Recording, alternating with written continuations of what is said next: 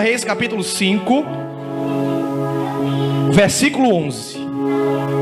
Todos encontraram?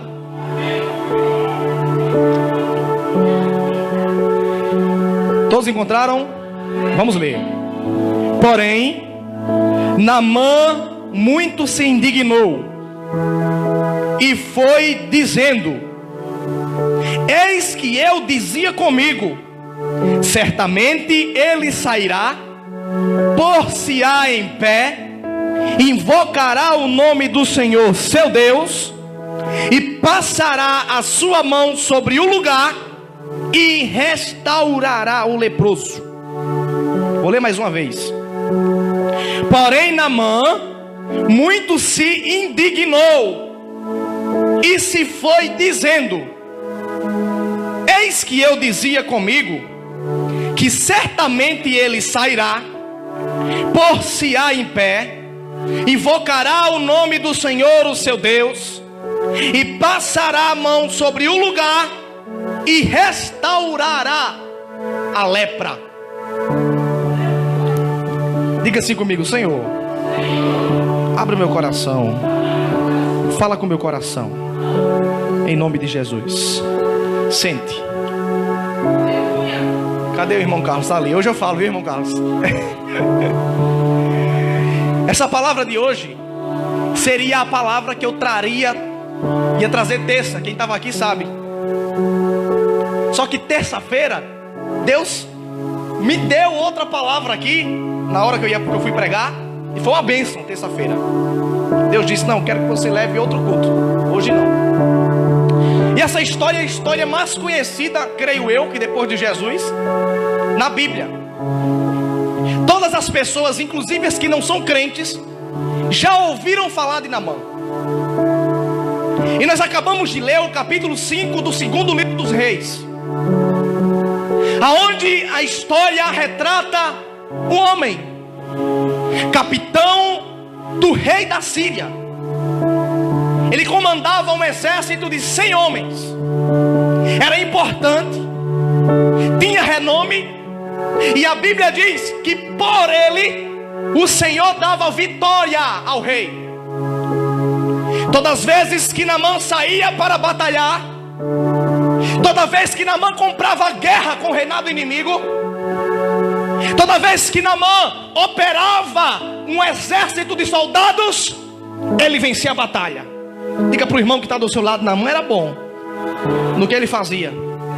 Olha o que a Bíblia diz: porém leproso. Está lá no capítulo 5, versículo 1. A Bíblia diz que o Senhor Deus utilizava Naamã para dar vitória ao rei da Síria. Mas Naamã era leproso? Diga assim para o irmão que está do seu lado: diga, quem disse que Deus não usa leproso? A lepra, ela tem diversos tipos de significados. Pode ser pecado. A lepra pode ser um defeito no caráter da pessoa. Porém, a lepra de Naamã é uma lepra que traz uma especialidade melhor, e a gente vai ver isso no texto. Naamã sai, vai até a presença do profeta, amando de sua empregada. E aqui eu já aprendo uma coisa: não é porque alguém tem um cargo mais baixo que ele vai falar e você não vai dar ouvido. Porque a menina era empregada, ela disse: Senhor, vai ao profeta, porque o profeta vai te curar. E Naamã ouviu ela. Aí a Bíblia diz que Naamã chega até a presença da casa do profeta, bate na porta, e Geazi, que andava com o profeta, que servia ao profeta, atende Naamã. Diga: olha, eu sou o rei, eu estou com uma carta aqui, eu preciso que o profeta me atenda. Aí a Bíblia diz que Geazi volta e chama o profeta: ô Eliseu, sabe quem é Naamã? Capitão do exército do rei da Síria. A Síria, alguns estudiosos dizem que tinha o segundo maior exército do Antigo Testamento. Só perdia para o exército de Israel, que era o de Deus. Alguns estudiosos dizem que a Síria tinha um exército mais poderoso que o de Golias, o exército filisteu. Sabe quem é? O profeta disse: sei muito bem. Então, ele está te chamando, está dizendo que está com uma doença, com uma lepra, e quer que você cure ele. Aí o profeta diz assim para Naamã, para Geazi, perdão, diga a ele, vá lá e diga a ele, lá na porta de casa, diga a ele, que vá até o rio Jordão, o rio mais sujo, e mergulhe no rio durante 7 vezes, no lamaçal daquele rio, e ele ficará curado. Geazi veio, passou o recado para Naamã, estava Naamã e o empregado dele, e disse: olha, o profeta mandou você fazer isso, isso e isso. Aí a gente lê o que? Naamã muito se indignou. A gente acabou de ler. Porém Naamã muito se indignou e foi dizendo: eis que eu pensava que ele viria, me atenderia, colocaria a mão sobre a minha lepra e eu seria, diga, curado.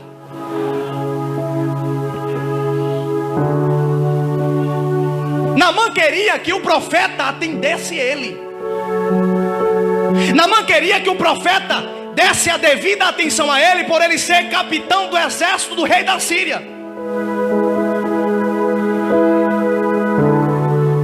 Aí Naamã ficou com raiva.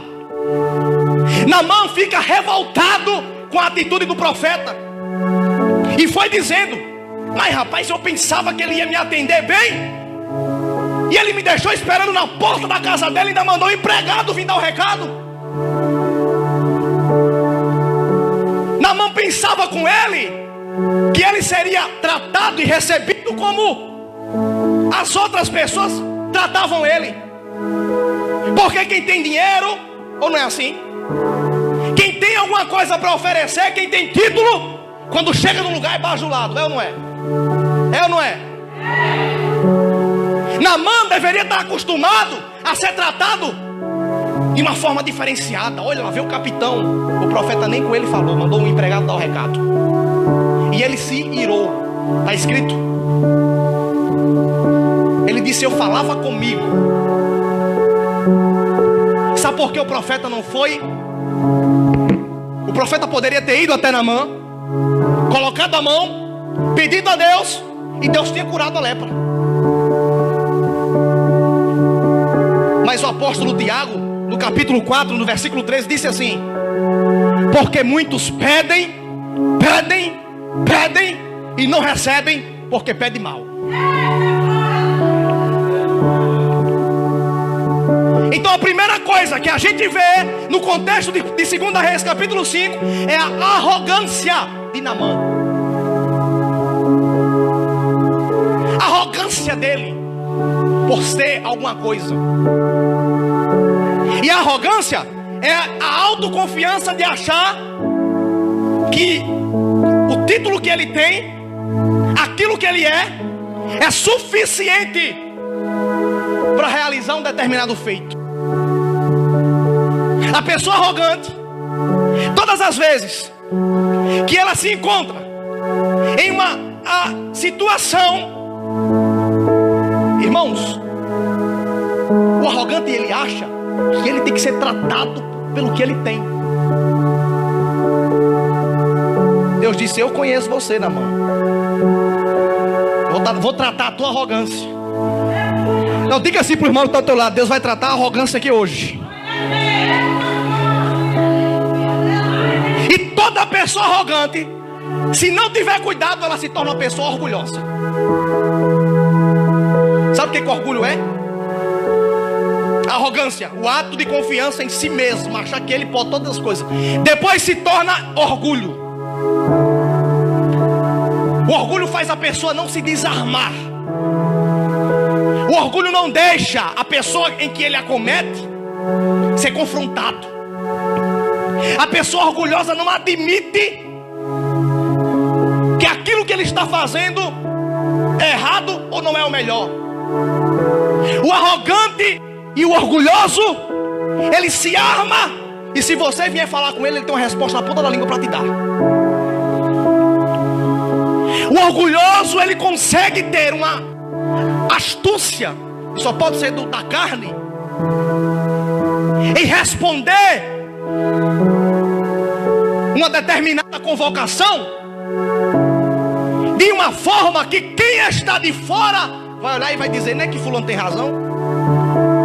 Mal sabe que é o orgulho. Ele não quer ser confrontado. E a pessoa orgulhosa tem dentro dele a arrogância e, por último, a soberba. A pessoa orgulhosa se torna arrogante. E o último estágio da arrogância, diga assim, a soberba. Diga a soberba. A soberba nada mais é do que o ápice. Ápice é o último estágio da junção do orgulho com a arrogância. Elas se unem. As duas características dessa pessoa se juntam e ela vira uma pessoa soberba. A pessoa soberba, ela quer ser independente. A pessoa soberba, ela sabe que está precisando de ajuda, mas ela não pede. E fulano, eu não quero ajuda de fulano. Eu morro, mas eu não peço ajuda de fulano. O soberbo, além dele ser dessa forma, ele não perdoa. Ele passa na cara. Ele procura estar presente em todas as reuniões para olhar os principais defeitos e depois sair falando. Porque somente ele faz, somente ele é, somente ele canta, somente ele prega, somente ele ora, somente ele é, os outros não, somente ele. Soberbo. Não, diga assim para o irmão que está do outro lado: Deus vai tratar soberba hoje também. Tiago capítulo 4 versículo 6 diz assim: porque Deus abate o soberbo, mas exalta quem é humilde. Ei, tem gente soberbo na casa de Deus? Tem também. Deus usa, mas é soberbo, Deus abate. Deus conhecia o coração de Naamã e disse: eu vou abater ele com a lepra, para mostrar que não é desse jeito que eu quero trabalhar. Deus abate o soberbo, mas exalta o humilde. Quem lembra daquela mulher de Marcos? Eu tinha anotado aqui, mas perdi o texto. O ventilador saiu do texto. Marcos capítulo 7, a partir do versículo 24, conta a história de uma mulher cirofenícia. Já falei sobre isso aqui. E ela era grega. E Jesus ia passando, e a mulher fala: Senhor, a minha filha está miseravelmente endemoniada, socorre-me. E Jesus nem dá atenção. Aí ela vai de novo, ela é cirofenícia e grega: Senhor, a minha filha está miseravelmente endemoniada. Marcos capítulo 7. E Jesus não dá atenção. Por que Jesus não dá atenção? Porque a mulher era grega. E os gregos da época de Jesus eram aqueles que desprezavam as escrituras e que desprezavam a lei de Moisés, chacoteavam, faziam piada com a Bíblia. Quando aquela mulher entra, que Jesus, opa, é grega, porque o texto diz que ela é grega, faz questão de mencionar. Jesus disse: eu não tenho negócio para grego. Eu não tenho conversa com soberbo. Porque os gregos tinham essa característica de serem soberbos, orgulhosos, arrogantes. E aquela mulher clamava, e Jesus, imagina que vamos conjecturar Jesus dizendo: não, com soberba eu não falo. É por isso que gente soberba, quando está passando por alguma coisa, ele por si só não consegue atrair a presença de Deus. Ele precisa de outra pessoa. Naamã precisou do profeta. Aquela mulher clamava. Aí um dos discípulos se levanta e fala: mestre, atende essa mulher, porque ela vem gritando desesperada, atende ela. Mas Jesus ouviu o discípulo, não foi a mulher. Jesus disse: então fala, mulher, o que é que tu queres? Não, Senhor, a minha filha está miseravelmente demoniada, socorre-me. Jesus olha para ela e fala assim: eu te conheço, conheço teu coração, conheço a tua descendência. Eu não tenho meu pão para dar para os cães. Apocalipse 12 diz que os cães não herdarão o reino de Deus. Quem são os cães? São soberbos. Jesus disse: meu pão eu dou para os filhos, não dou para cachorro. Jesus estava dizendo para pessoas como você, que é soberba: eu não tenho pão para dar, eu dou para os meus filhos. Meus filhos eu dou. Está escrito, não estou inventando não precisa inventar não, está na Bíblia. Está escrito assim. Mas Jesus usou essas palavras. Então, às vezes a gente tem que dizer umas palavras duras a algumas pessoas para ver que a pessoa acorda. Então Jesus precisou falar isso àquela mulher. Quando Jesus disse isso, aquela mulher disse: mas Senhor, se a migalha que o Senhor me der, a migalha que cai da mesa dos teus filhos, dos filhos, somente com a migalha a minha filha será curada. A Bíblia diz que Jesus estremeceu com aquela palavra dela. Imagina aí, tu fala uma palavra e Jesus: eita mulher. A palavra, a resposta que aquela mulher deu diante da palavra de Jesus foi tão poderosa que o Senhor Jesus se estremeceu. E ele olha para ela e fala assim: em toda Israel eu não achei uma fé como a tua, mulher. Vai, a tua filha está curada. Sai.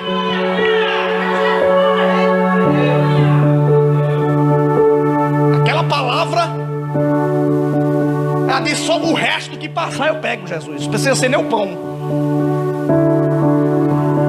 Às vezes a palavra está sendo lançada aí e você está dizendo assim: eu não estou passando por isso e não recebo. Após essa palavra, se o pastor Fábio profetizar aqui, eu não estou com nenhuma dívida. Se ele disser assim: Deus vai pagar a dívida, eu já estou recebendo. Por quê? Porque o pão é para os filhos. Se eu não estou passando por aquilo, eu recebo a migalha. Vem a migalha para mim também. Eu quero. O profeta Isaías profetizou dizendo: porque da minha palavra, quando é lançada, não volta vazia. Vamos voltar para o texto. Então a soberba, ela contamina o homem de tal forma que faz com que o homem não consiga ouvir, ver e sentir a Deus. Olha o que diz o Salmo de número 10.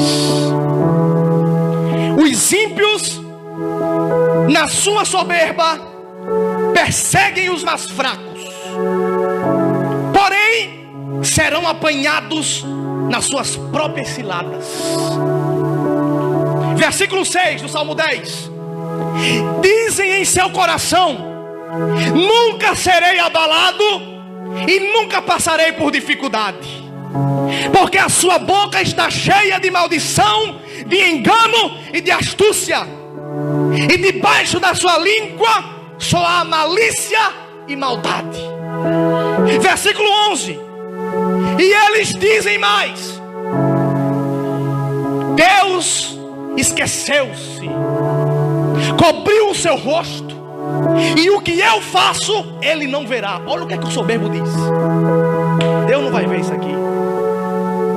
Mas o versículo termina assim: porém o Senhor se levanta com a sua poderosa mão para não se esquecer dos humildes. Tiago disse: humilhai-vos debaixo da potente mão de Deus, para que no seu tempo Ele vos exalte.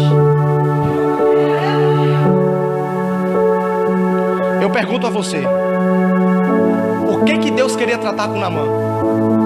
Era a lepra da carne? Era a lepra da alma. A alma de Naamã estava manchada de arrogância, de soberba e de orgulho. Deus disse: eu vou tratar. Diga assim para o irmão que está ao teu lado: não te preocupa, deixa o arrogante. Se fosse você, eu falava com mais fé, porque profetiza. Diga: deixa o soberbo, deixa o orgulhoso. Deus sabe como trata. Deus sabe como trata. te humilha hoje, te calunia hoje, se levanta hoje, mas se humilha debaixo da mão de Deus, porque tem tempo para todas as coisas, e no tempo que Deus determinou, o soberbo vai cair, vai se humilhar, vai chorar, e você vai ser exaltado. Todos vão ver que Deus é na tua vida.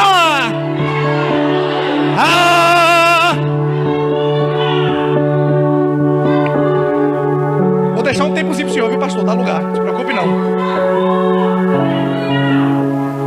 Eu vou até fechar minha Bíblia, que é para não falar mais.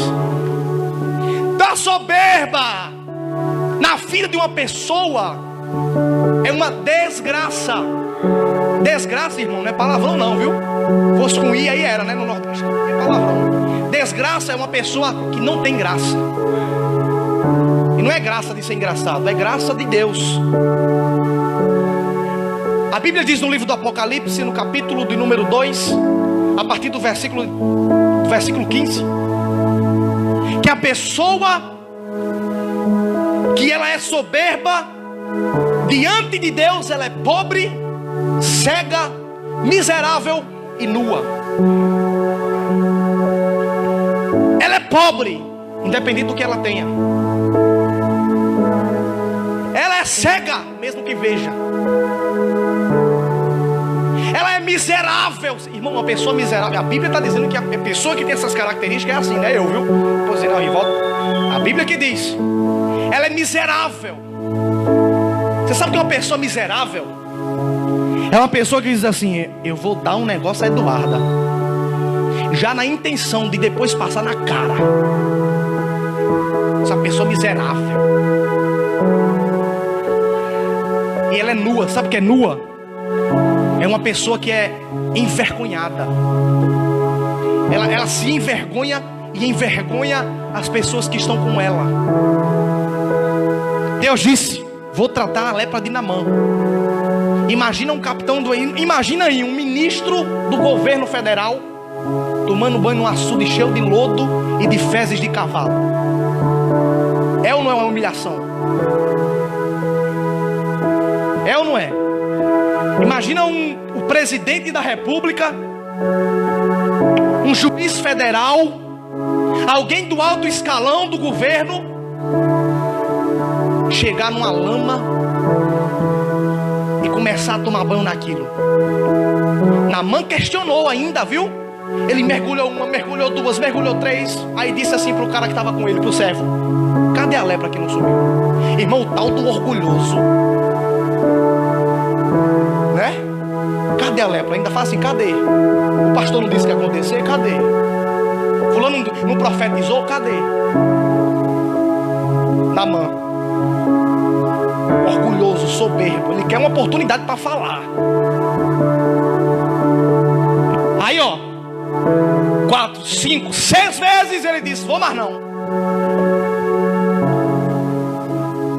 Não vou mais não. Aí o servo que estava com ele disse: Senhor, quantas vezes o profeta mandou o senhor mergulhar? Não foi 7? O senhor não já está doente? O que custa o senhor mergulhar em 7? Já foi 6, só mais uma. Eu não sei o que aquela palavra gerou no coração de Naamã. Eu sei que ele mergulhou a 7ª vez, e quando levantou curado.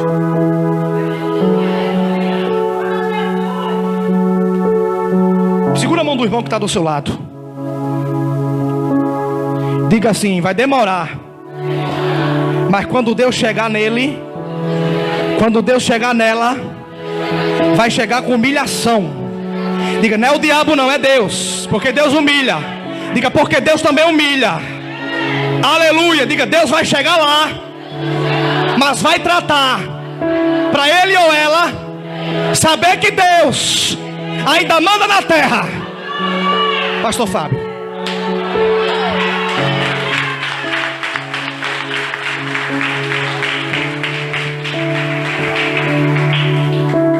Saúde, amada igreja, com a graça e a paz. Estava com saudade da igreja, mas tem sido corrido lá em João Pessoa. Mas eu creio que o importante não é o pastor Fábio, é a presença de Deus sempre estar aqui quando vocês passarem por essas portas.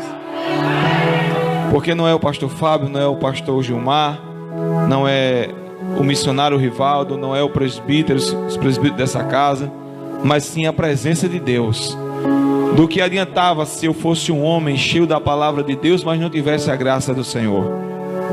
De que adiantar se Deus não estivesse presente nesse ministério? De nada ia adiantar. Mas o que importa é que Ele chegou primeiro para te receber neste lugar. O que importa é que Ele está sempre presente aqui neste altar, neste recinto. Amém? Dê uma salva de palmas para o Senhor nessa noite.